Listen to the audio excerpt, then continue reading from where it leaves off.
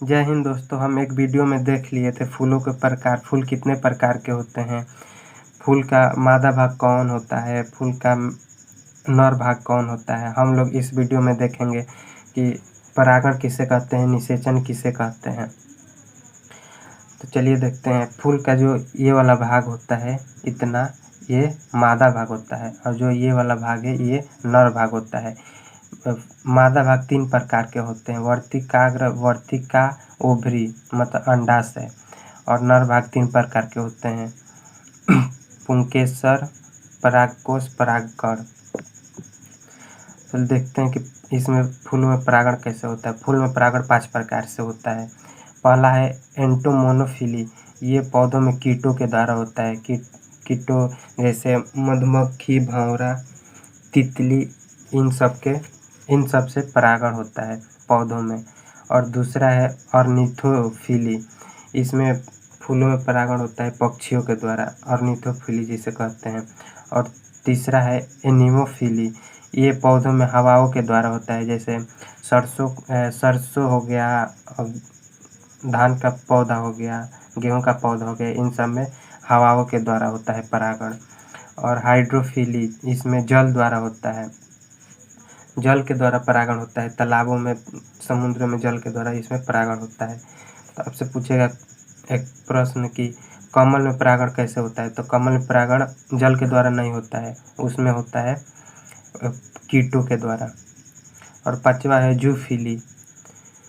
Zoophily ये बड़े बड़े जंतुओं के द्वारा परागण होता है, जैसे में दुनिया का सबसे बड़ा फूल होता है रिफ्लेक्सिया, उसमें परागण हाथियों के द्वारा होता है। हाथी अपने सूंड से उसमें से रस चूसती है और एक और फूल पर जाकर वो अपना रस चूसती है। तो वो वैसे ही रिफ्लेक्सिया में परागण होता है हाथियों के द्वारा। तो पूछता है प्रश्न कि परागण किसे कहते हैं। तो परागकोश में ही परागकण होता है, छोटे छोटे परागकण रहता है। परागकण को वर्तिकाग्र तक पहुंचने की क्रिया परागण कहलाती है। देखिए यहाँ पर लिखा हुआ है, परागकण को वर्तिकाग्र तक पहुंचने की क्रिया परागण कहलाती है। परागण 2 प्रकार से होता है, एक होता है स्वपरागण और दूसरा होता है परपरागण।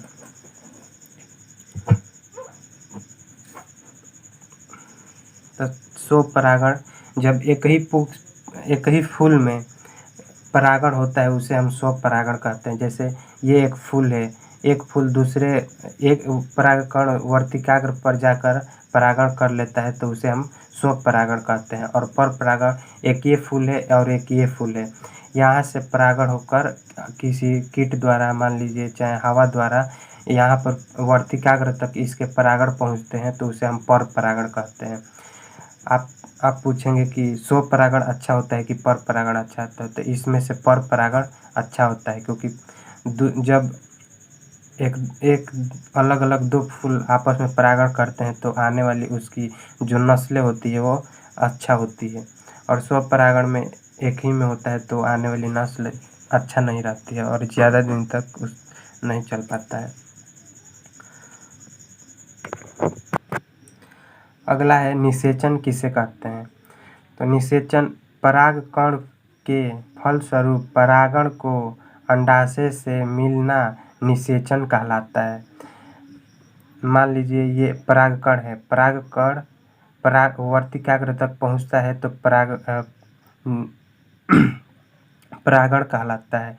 तो परागण को जब यही परागकण धीरे धीरे अंडाशय तक आता है तो उसे हम निषेचन कहते हैं। जब परागण और अंडाशय आपस में यहाँ पर मिलते हैं तो उसे हम निषेचन कहते हैं।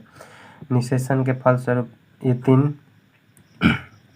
बनते हैं, जैसे युग्मक और युग्मनज और भ्रूण। चलिए देख लेते हैं युग्मक किसे कहते हैं। युग्मक जैसे मान लीजिए मेल में मनुष्य का स्पर्म होता है, मनुष्य का स्पर्म होता है मेल में, और फीमेल में ओवरी होता है, मतलब अंडाशय होता है। ये जब इसी को हम युग्मक कहते हैं। और यही दोनों युग्मक जहाँ आपस में मिलते हैं उसे हम मतलब युग्मनज कहते हैं। युग्मनज मतलब आपस में मिल जाना, उसे हम युग्मनज कहते हैं। तो यहाँ पर तो फूल है, तो फूल का परागण, परागकण, फूल का परागकण और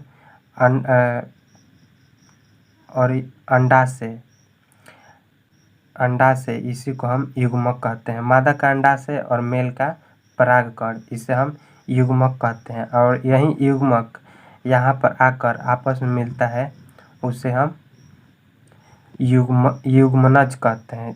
जाइगोट का निर्माण होता है, जब अंडाशय और परागकण मिलते हैं तो जाइगोट का निर्माण होता है। ओवरी में 3 अंडे रहते हैं, 3 ही अंडे रहते हैं।